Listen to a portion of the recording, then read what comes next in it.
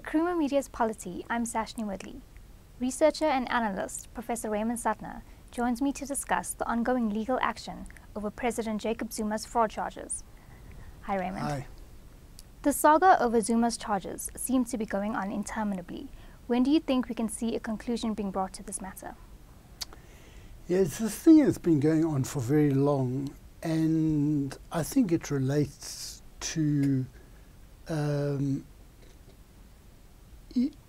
abuses which actually started before Zuma's charges were withdrawn.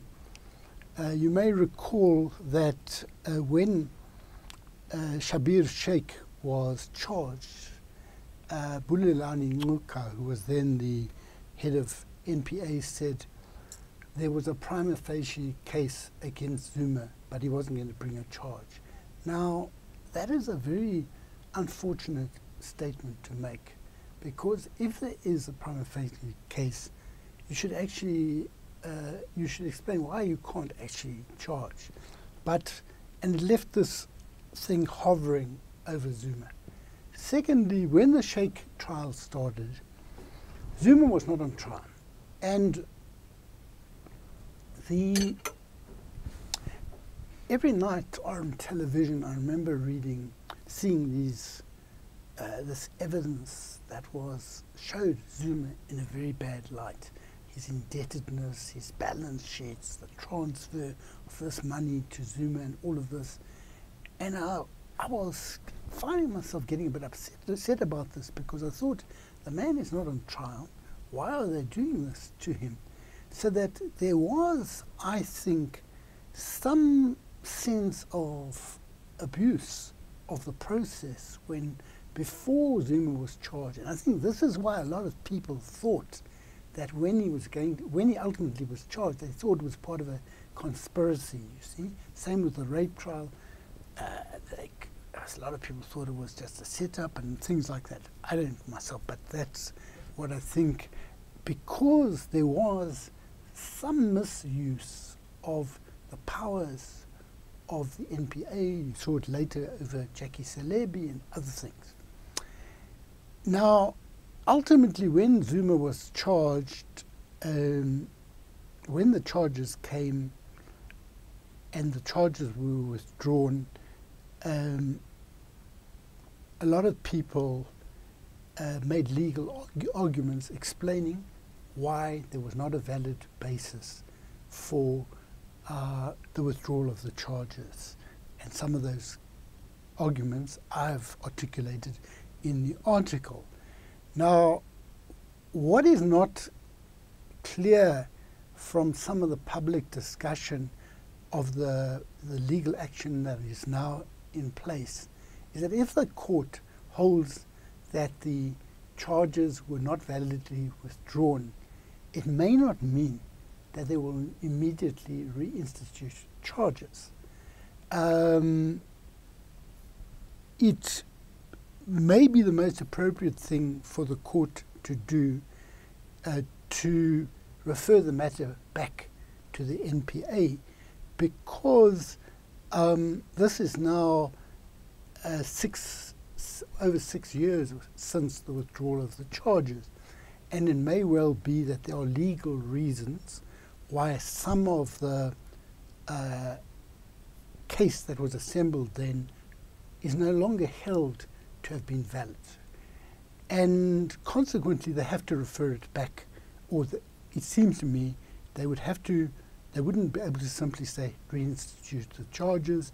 They would have to refer it back to them.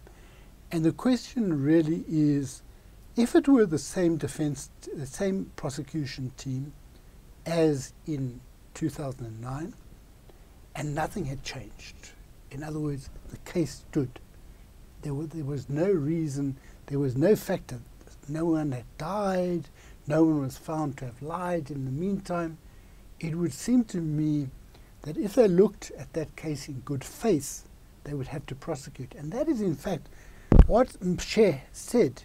Although he withdrew the charges, he didn't withdraw the charges because there was something wrong with the case that the prosecution had assembled. He withdrew the charges because he said it offended his sense of justice that Ngcuka and Lyndon McCarthy had been in discussion about when the charges should be brought. So, in good faith, if the old team were to look at it, they would presumably just go ahead and prosecute. But now it's a different time, and we don't know, can we have confidence that the head of the NPA and the NPA itself will apply their minds in good faith and act accordingly. And I think there's a lot of reasons why many people don't have confidence.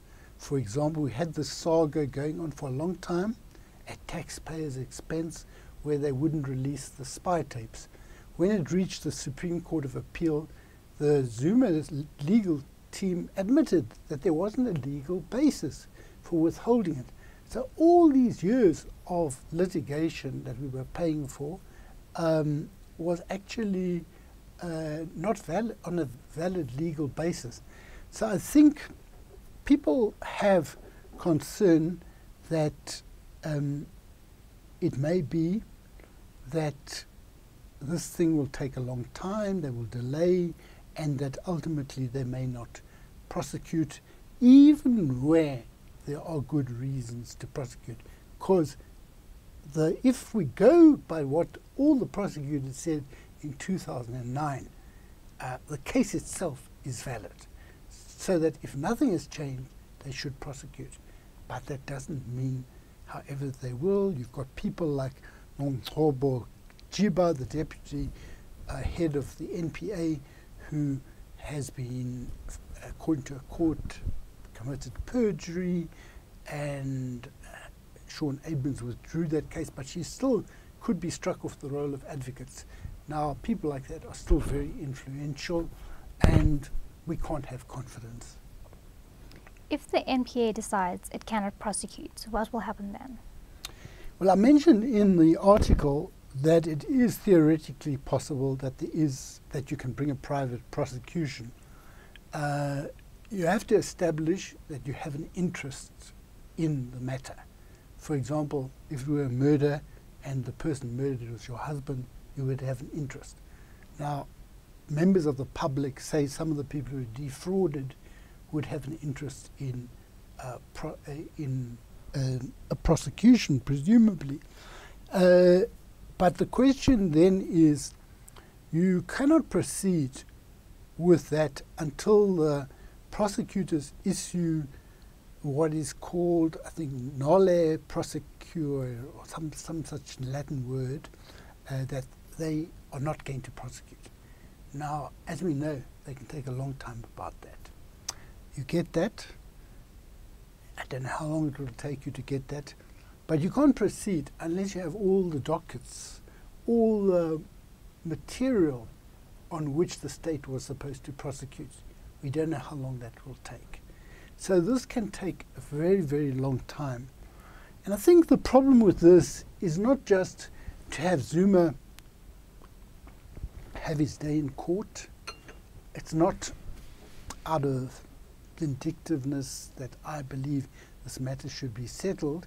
I think that what is happening is that key institutions of constitutional democracy are being undermined, and the public doesn't trust them.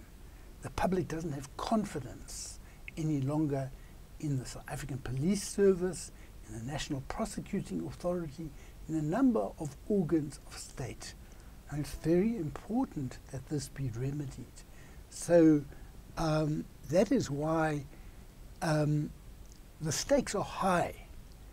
And it's also very unfortunate that so much is happening in the courts these days. You know, a lot of political things land up in court, but this is not political. It may have taken on a political flavor.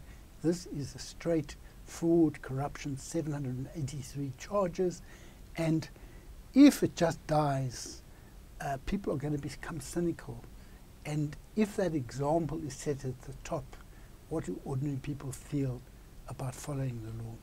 Thank you, Raymond. Thank you.